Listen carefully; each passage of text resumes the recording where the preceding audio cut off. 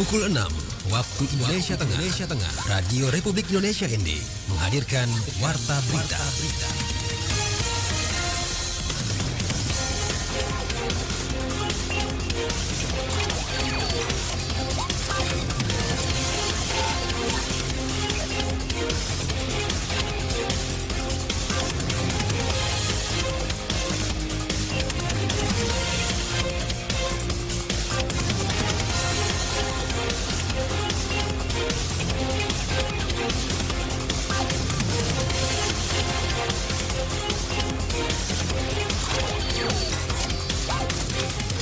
Selamat pagi, saudara. Anda mendengarkan Warta Berita Daerah RRI ND edisi Jumat 11 Juli 2025.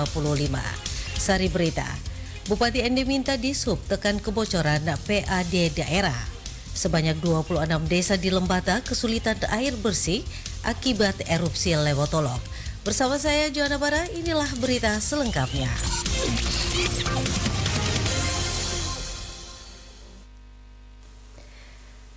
Berita pertama, komitmen untuk menutup celah kebocoran dan meningkatkan efisiensi pengelolaan pendapatan asli daerah PAD menjadi sorotan utama Bupati ND kepada Dinas Perhubungan. Laporan selengkapnya disampaikan Suimam. Bupati ND Yosep Benediktus Badeoda meminta Dinas Perhubungan untuk mengelola retribusi dan objek penerimaan lainnya secara optimal guna meningkatkan pendapatan asli daerah PAD. Dikatakan pentingnya transparansi dan akuntabilitas dalam setiap proses pungutan sehingga tidak ada kebocoran dalam retribusi maupun objek penerimaan lainnya. Jadi gini, ini kan soal parkir segala macam, ya kan? Nah, itu kalau tidak dipungut kan bocor. Semestinya contohnya dalam satu event saja itu berapa? Itu tidak jelas. Tidak pernah ada hitungan standar bahwa kalau ada salah satu kali event itu berapa itu pendapatan pemerintah dari parkir misalnya. Kan mereka ini kan 2025 ini kan targetnya kan rendah sekali semuanya. Karena mereka tidak pernah berharap dapat lebih dari ini. Dan saya justru merasa ini justru lemah targetnya.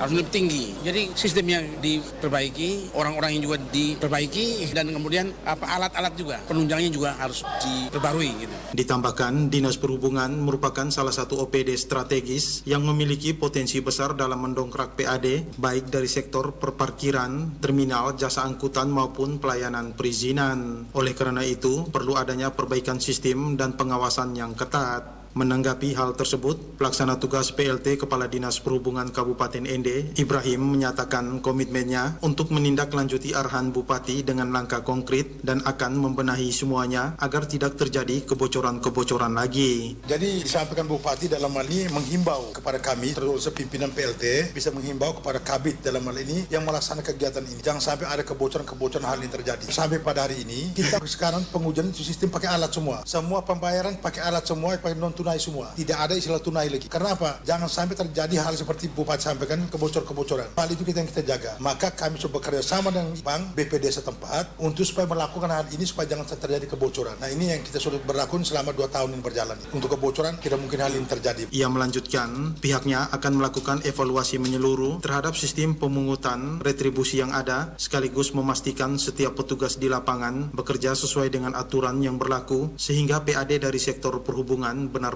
maksimal. Pemerintah Kabupaten ND menargetkan PAD tahun 2025 mencapai 90 miliar rupiah sebagai wujud kemandirian fiskal daerah. Optimalisasi peran OPD seperti Dishub menjadi kunci dalam merealisasikan target tersebut secara berkelanjutan.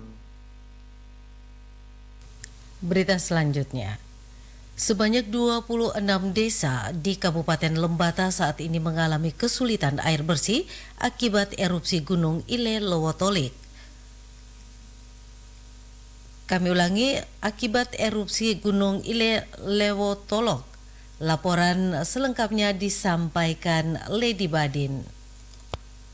Kepala Pelaksana BPBD Kabupaten Lembata, Andris Koban, menyebutkan abu vulkanik dari erupsi Gunung Ile Lewotolog telah mencemari sumber air bersih di puluhan desa di Kabupaten Lembata. Dari total desa terdampak, 17 desa berada di Kecamatan Ile Ape dan 9 desa di Kecamatan Ile Ape Timur. Sebanyak 21 desa diketahui masuk dalam kawasan rawan bencana atau KRB, dengan 19 diantaranya terpapar abu vulkanik secara masif. Kondisi ini menyebabkan krisis air bersih di sejumlah desa. Pasalnya sumber utama air warga tersebut berasal dari sumur dan penampungan air hujan yang kini tercemar abu vulkanik.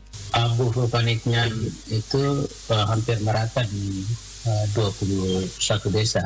Di sekeliling Gunung Ilape itu ada 26 desa, ada 5 yang cukup jauh, ada 21. Tapi kurang lebih 15 yang lebih terdampak. Pengaruh karena abu vulkanik itu, maka di wilayah seputaran Gunung Ilelewotolok itu mereka lebih banyak berharap pada air hujan. Karena sumber mata airnya sangat kurang. Karena mata airnya tidak ada, harapannya di sumur.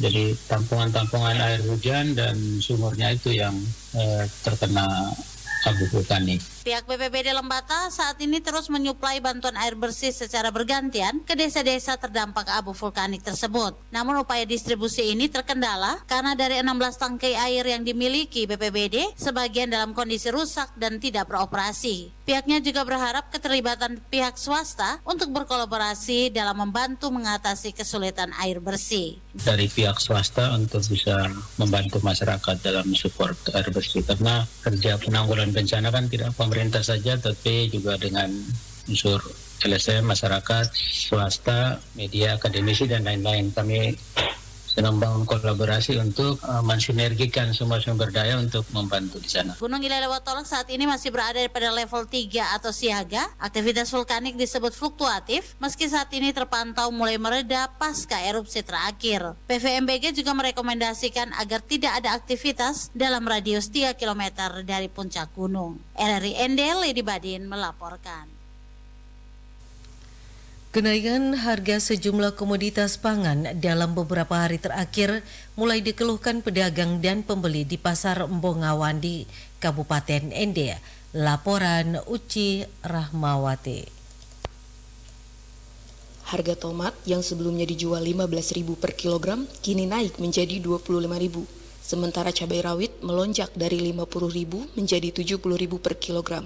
Kenaikan ini terjadi sejak akhir pekan lalu dan berdampak langsung pada omset pedagang yang menurun karena daya beli masyarakat yang melemah. Salah satu pedagang menyebutkan pasokan dari petani di Kecamatan Moni menurun drastis. Mungkin dari petaninya. Katanya bilangnya sih gara-gara itu gunungnya meletus itu, Lotobi. Jadi semua barang itu kan kena itu beliran. Jadi harganya meningkat. Meski demikian, Nonahar mengungkapkan permintaan dari pembeli masih ada, namun jumlah pembelian menurun. Ia berharap pemerintah daerah segera turun tangan untuk menstabilkan harga di pasar, agar masyarakat tidak semakin terbebani oleh kenaikan harga bahan pokok. Rahma Uci, RRI ND melaporkan. Berita selanjutnya. Menjelang hari pertama masuk sekolah, sejumlah pedagang musiman di sekitar bilangan pertokoan Pasar Mbongawani mulai kebanjiran pembeli. Laporan Riko Kota. Sejumlah pedagang alat tulis musiman mulai menjamur di tepi jalan sekitar pertokoan Pasar Mbongawani, Kabupaten Ende. Hal ini menyusul dengan hari pertama masuk sekolah yang akan jatuh pada Senin 14 Juli mendatang. Terlihat beberapa lapak dadakan sengaja dibangun persis di tepi jalan dengan maksud untuk menarik minat pembeli dengan strategi dan cara penjualannya masing-masing. Meski hanya tinggal beberapa hari lagi, Acal, salah seorang pedagang, mengaku minat pembeli cenderung mengalami peningkatan jika dibanding tahun-tahun sebelumnya. Alhamdulillah ramai. Iya, minggu terakhir ini lebih ramai lagi nanti. Ini kan cara penjualannya kita. Bagaimana cara ramai itu kan harus cara kita menjual begitu. Tahun ini lebih ramai lagi. Tahun yang kemarin tidak terlalu ramai. Ini lebih ramai lagi sekarang. Sementara itu, Donata, salah seorang pembeli, mengaku lebih memilih untuk berbelanja alat tulis sekolah hanya beberapa hari jelang masuk sekolah karena kondisi keuangan rumah tangga dan pertimbangan harga yang lebih terjangkau jika berbelanja pada lapak-lapak musiman ini. Kita lihat dengan ekonomi pemasukan kita, jadi di sini kan ada obral, jadi biar kita beli di sini saja. Iya, soalnya yang kita punya pemasukan. Iya. Di sini menarik. Di sini menarik juga, iya. Ia berharap lapak-lapak alat tulis musiman ini terus dijajakan hingga sehari jelang masuk sekolah, agar warga dari luar kota masih tetap dapat berbelanja untuk memenuhi kebutuhan alat tulis bagi anak-anak mereka. RRI ND, Ricarus Kota melaporkan.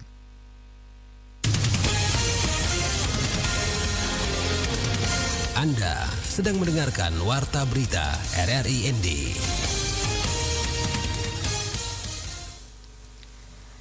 Aplikasi Siora Balai Taman Nasional Komodo resmi diluncurkan. Laporan Epi Wahab. Balai Taman Nasional Komodo atau BTNK secara resmi meluncurkan aplikasi Siora sebagai platform digital untuk pengelolaan TN Komodo, khususnya untuk pemesanan tiket masuk secara online dan penyediaan informasi terkait destinasi wisata tersebut. Kepala BTNK Hendrikus Ranisiga menyampaikan aplikasi ini sebuah platform digital terintegrasi yang memiliki layanan yang mencangkup berbagai fitur layanan yang dapat memudahkan pengunjung. Beberapa fitur bagi pengunjung diantaranya seperti reservasi kunjungan, navigasi zonasi kawasan, informasi destinasi wisata dalam berbagai bahasa, layanan perizinan online untuk kegiatan seperti penelitian, fotografi, penggunaan drone dengan pembayaran non-tunai. Selain itu, lanjutnya menyampaikan melalui fitur ini juga dapat memudahkan pengelola kawasan seperti pelaporan dan monitoring PNBP secara akurat, melakukan verifikasi jumlah kunjungan, melakukan proses persetujuan perizinan dan pengaturan konten informasi kawasan secara mandiri. Saat ini, Balai Taman Nasional Komodo telah mengembangkan aplikasi Siora, sebuah platform digital terintegrasi yang memiliki layanan yang mencakup yang pertama reservasi kunjungan atau e-ticketing, navigasi zonasi kawasan, informasi destinasi wisata dalam lebih dari bahasa, kemudian ada layanan perizinan online untuk kegiatan seperti penelitian, fotografi, penggunaan drone, serta pembayaran non-tunai. Selain itu, Siora juga memiliki back office yang mendukung pengelolaan internal kawasan, antara lain pelaporan dan monitoring PNBP secara real time, kemudian verifikasi jumlah kunjungan, proses approval perizinan, dan pengaturan konten informasi kawasan secara mandiri. Sementara itu, Direktur Jenderal Konservasi Sumber Daya Alam dan Ekosistem Satyawan Pujawatmoko mengapresiasi peluncuran aplikasi ini sebagai wujud nyata mengembangkan ekowisata khususnya di kawasan TNK yang saat ini menjadi salah satu destinasi yang banyak dikunjungi wisatawan. Nah, Siora, Bapak-Ibu sekalian, Siora ini sebenarnya salah satu instrumen untuk menjamin agar ekoturisme itu bisa terlaksana, baik tadi dari segi sustainability, mengatur kuota pengunjung, mengatur mungkin nanti buka tutup ya kapan dibuka karena alam juga perlu istirahat, lalu juga mengatur pengunjung agar tahu saya sekarang ada di posisi mana, apakah saya di zona inti, apakah saya di zona pemanfaatan. Melalui aplikasi ini diharapkan dapat lebih mengoptimalkan destinasi wisata khususnya TN Komodo, bukan hanya dari segi pelayanan tetapi juga dari jaminan keberlangsungan kawasan konservasi guna mewujudkan pariwisata yang berkualitas dan berkelanjutan. Dari Labuan Bajo, Epi Wahab melaporkan. Bupati Manggarai Heribertus GL Nabit mengunjungi Kampung Adatodo, Kecamatan Satarmese Utara, Kabupaten Manggarai untuk menggelar ritus adat. Laporan Mario. Nabit mengunjungi Kampung Adatodo secara resmi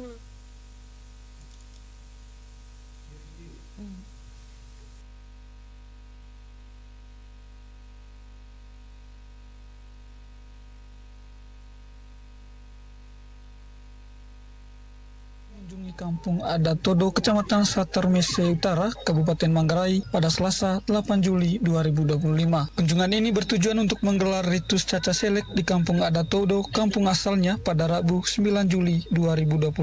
Sebelum berangkat ke Kampung Adatodo, Bupati Heri bersama rombongan terlebih dahulu melakukan ziarah ke Taman Makam Pahlawan di Kelurahan Karot, Langke Rembong. Ritus caca selek ini dilakukan sebagai bentuk ungkapan syukur atas keberhasilan Bupati Heri memenangkan kontestasi politik Pilkada Manggarai pada 27 November 2024 yang lalu. Masyarakat Todo sangat antusias dan penuh kegembiraan menyambut kedatangan Bupati Heri bersama dengan rombongan. Ritual adat menjadi momentum penuh makna menyambut kedatangan Bupati Heri sejak dari tempat penjemputan hingga tiba di rumah adat. Ritus caca selek merupakan ungkapan syukuran yang dibuat untuk para leluhur dan juga Tuhan Sang Pencipta yang telah mendampingi dan melindungi seseorang selama perjalanan dalam mengejar cita-citanya sehingga tiba dengan selamat atau berhasil dengan baik. Dalam ritus tersebut turut hadir juga Wakil Bupati Manggarai Fabiabu dan Sekretaris Daerah Fansi Jahang bersama rombongan pemerintah daerah Kabupaten Manggarai. Dalam sambutannya pada puncak acara caca selek, Bupati Heri Nabit menyampaikan ucapan terima kasih kepada seluruh pihak yang hadir yang telah meluangkan waktu di tengah kesibukan masing-masing untuk menghadiri acara tersebut. Terima kasih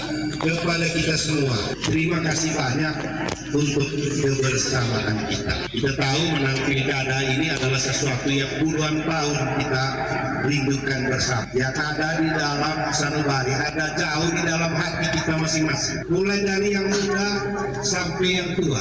kita bisa mewujudkan Manggarai yang baik, yang lebih baik. Supaya kita hasilkan semua program sehingga Manggarai maju lebih cepat. Selesai ritus Caca Selek, acara dilanjutkan dengan misa syukur yang dipimpin oleh Romo Pepi Bora sebagai bentuk ungkapan syukur dan harapan serta perutusan Bupati Heri dan Wakil Bupati Fabi Abu untuk kemajuan Kabupaten Manggarai 5 tahun mendatang. Dari Manggarai, Mario melaporkan.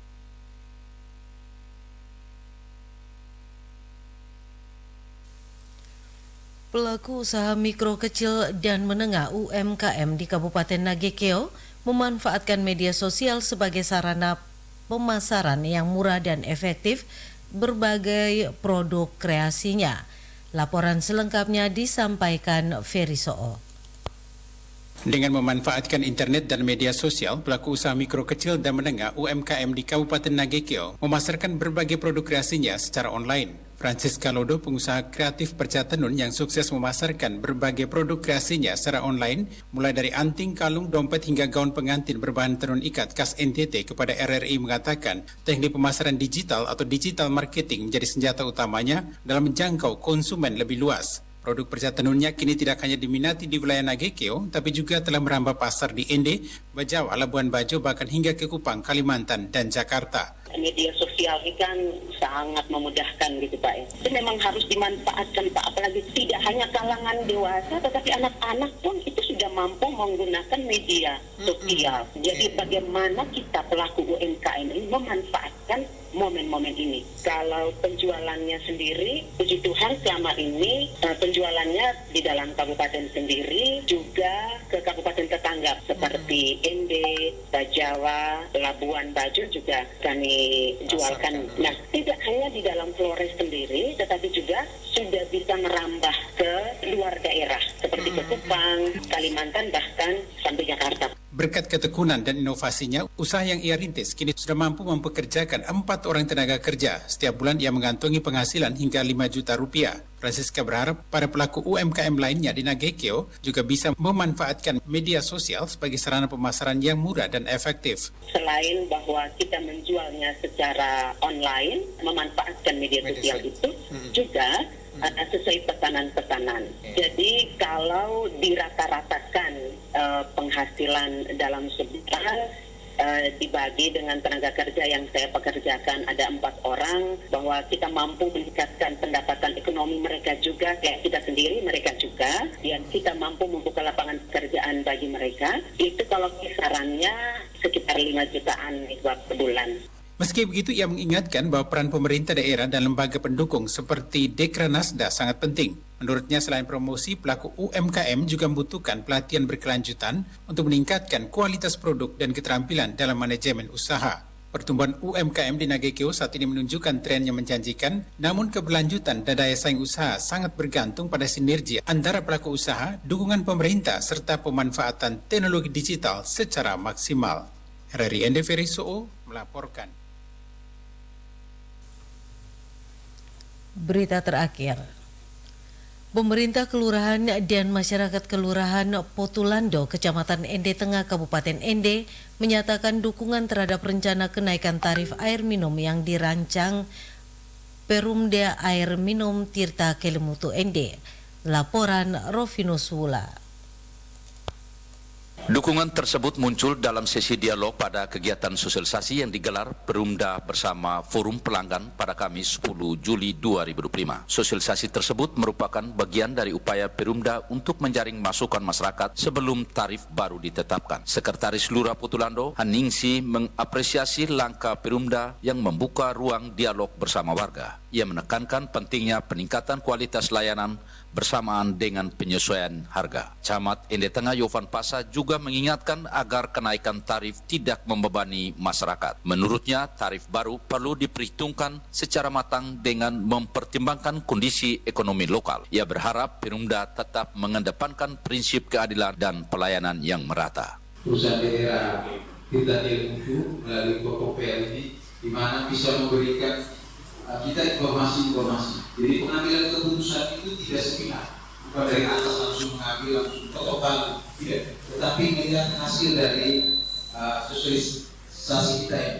Jadi saya mengharapkan kita yang hadir di sini Bapak Ibu menyampaikan apa yang menjadi kesalahan kami, jangan ditantang, sehingga kebijakan yang diambil itu berdasarkan benar-benar masukan dari bawah. Sementara warga yang hadir dalam dialog menyatakan tidak keberatan dengan rencana kenaikan tarif selama hal itu diikuti dengan transparansi dan peningkatan pelayanan. Keluhan warga terutama tertuju pada jadwal distribusi dan keadilan antar pelanggan. Menanggapi masukan tersebut, Ketua Forum Pelanggan Maurice Bunga menjelaskan bahwa penyesuaian tarif merupakan langkah rasional untuk memperbaiki pelayanan. Ia mengungkapkan bahwa kondisi keuangan Perumda saat ini cukup berat karena minimnya dukungan dana dari pemerintah daerah. Ia memastikan kenaikan akan dilakukan secara proporsional sesuai golongan pelanggan. Pada prinsipnya, perusahaan itu dia berusaha untuk memberikan pelayanan maksimal. Apalagi ada pesaing yang memberikan pelayanan. Karena kalau dia tidak memberikan pelayanan yang baik, pasti dia kehilangan pelanggan secara begitu. Tetapi kalau kita kaji betul-betul, untuk mendapatkan air itu ada banyak proses tahapan yang dilakukan. Tahapan dalam rangka menjamin baik kualitasnya, mutu itu tadi, baik jumlah airnya, baik kesinambungan kelancaran airnya, baik keterjangkauannya. Dia berusaha untuk menyatakan itu semua. Sementara itu, Sekretaris Forum Pelanggan Marcelinus Y. Nisansong menyebutkan bahwa sebagian besar pelanggan mendukung kenaikan tarif asalkan ada jaminan perbaikan layanan. Ia menyoroti bahwa tarif sebesar 2.200 per meter kubik yang berlaku sejak 2011 sudah tidak sesuai dengan biaya operasional saat ini. Sudah 14 tahun tarif tidak berubah, sementara biaya terus naik. Hanya memang perlu ditinjau kembali dengan besaran ya pembayaran cost-nya itu berapa supaya bisa diimbangi. Paling tidak cost-nya ini juga menentukan untuk pemiliknya. Nah itu kita diskusikan mungkin, dan itu akan menjadi masukan ke tubuh PDAM sendiri. Ya. Tetapi perlu adanya perbaikan pelayanan. Sosialisasi ini menjadi forum penting antara pengelola layanan dan pelanggan dalam membahas arah kebijakan tarif air. Warga berharap komitmen peningkatan pelayanan bisa diwujudkan seiring penyesuaian tarif yang ideal. RRI Enderovinus Fula melaporkan. Sekian Warta Berita Daerah RRI ND edisi Jumat 11 Juli 2025. Saya Joanna Bara mengucapkan terima kasih.